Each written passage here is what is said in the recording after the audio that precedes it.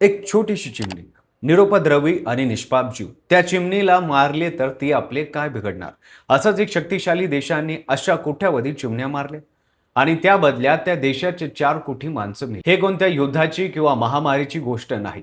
हे आहे इतिहासातील सर्वात मोठ्या मानवनिर्मित आपत्तीपैकी एक घटनेची गोष्ट, जिथे एका चिमणीने जगातील सर्वात मोठ्या देशाला धडा शिकवला. ते साल होतं 1958. चीन एक नवा देश होता. माओ झेडुंगच्या नेतृत्वाखाली नवा चीन घडवण्याचं स्वप्न पाहत होता. देश गरीब होता, जनता उपाशी होती, पण माओच्या मनात एक महत्वाकांक्षीची योजना होती. ग्रेट लीप फॉरवर्ड, म्हणजे एका झेपेत चीनला महासत्ता बनवायचं. याच महत्वाकांक्षेचा एक भाग होती 4 पेस्ट कॅम्पेन, म्हणजे 4 कीट नष्ट करण्याची मोहीम. उंदीर, माशा, डास आणि चिमण्या. हो, चिमण्या. माओंना वाटलं की चिमण्या शेतात जाऊन धान्य खातात, त्यामुळे देशातील अन्य धान्यांची टंचाई होते. त्यांची गणना होती की एक चिमणी वर्षाला 4-5 किलो धान्य खाते, म्हणजे लाखो चिमण्या म्हणजे लाखो टन धान्याचा नाश. माओंनी निर्णय घेतला की चिमण्या नष्ट करायच्या आणि देशात मग सुरू झाली एक अभूतपूर्व मोहीम. संपूर्ण चीनभर एकाच वेळी एक आदेश गेल्या: चिमण्या मारा, एकही चिमणी जिवंत ठेवू नका. शाळकरी मुलं, कारखान्यातले कामगार, शेतकरी, सरकारी अधिकारी सर्वांनी एकत्र येऊन ही मोहीम राबवली. लोकांनी ढोल वाजवले, फटाके वाजवले, मोठमोठे आवाज केले, जेणेकरून चिमण्यांना झाडावर बसता येऊ नये, विश्रांती घेता येऊ नये. चिमण्या उडत राहिल्या पाहिजे, उडत राहिल्या पाहिजे आणि शेवटी थकून कोसळल्या. त्यांची घरटी नष्ट केली गेली, अंडी फोडली, पिल्ले मारली.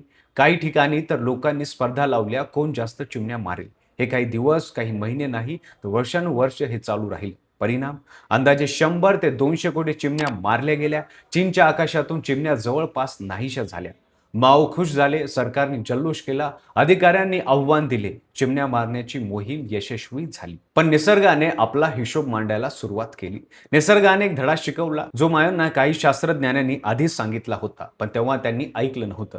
चिमणी फक्त धान्य खात नाही, चिमणी टोळ खाते, कीटक खाते, अळ्या खाते. चिमण्या नष्ट झाल्यावर त्यांचं हे काम कोणी केलं नाही. टोळांची, कीटकांची, अळ्यांची संख्या आकाशाला भिडली. शेतं हिरव्यागार होत असत. टोळे यायचं आणि काही तासातच सगळं साफ करायचं. 1959 ते 1961 या 3 वर्षात चीनमधल्या शेतींचं चित्र बघवत नव्हतं. धान्याचं उत्पादन घसरलं, अन्य धान्यांचा तुटवडा निर्माण झाला. सरकार म्हणत राहिले सगळं ठीक आहे, पण वास्तव वेगळंच होतं. गावागावांत उपसंहार सुरू झाला. लोक गवत खाऊ लागले, झाडांची साल खाऊ लागले, जमिनीतली माती तोंडात घालू लागले, फक्त पोट भरलं असं वाटावं म्हणून. हा होता ग्रेट चायनीज फॅमिन, चीनचा महादुष्काळ. इतिहासकाराच्या अंदाजानुसार या दुष्काळात किमान 3 ते 4 कोटी माणसं उपासमारीने दगावली. हो, 4 कोटी.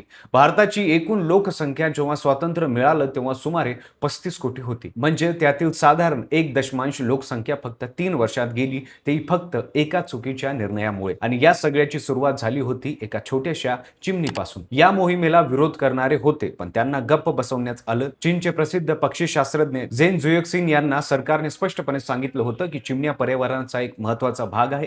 त्यांना मारणं म्हणजे पिकांना संरक्षण देणारी ढाल नष्ट करण्यासारखं आहे. त्यांचं ऐकलं नाही, उलट त्यांना राष्ट्रविरोधी ठरवण्यात आलं आणि करोडो निरपराध जीवांच्या रूपाने निसर्गाने त्यांची किंमत वसूल केली. ही फक्त चीनची गोष्ट नाही.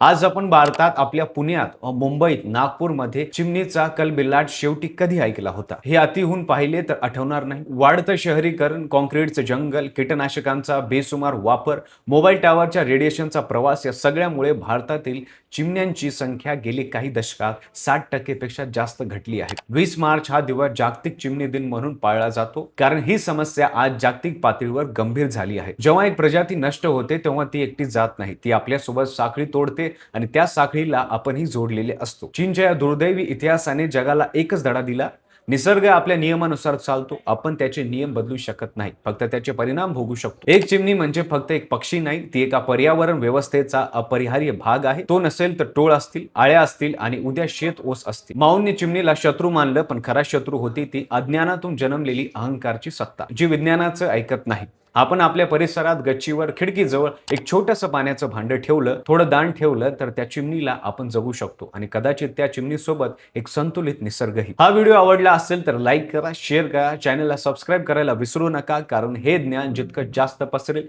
तितकं चांगलं. आणि खाली कमेंटमध्ये सांगा की तुम्ही शेवटी चिमणी कधी पाहिली आणि पाहत राहा फक्त कसं काय.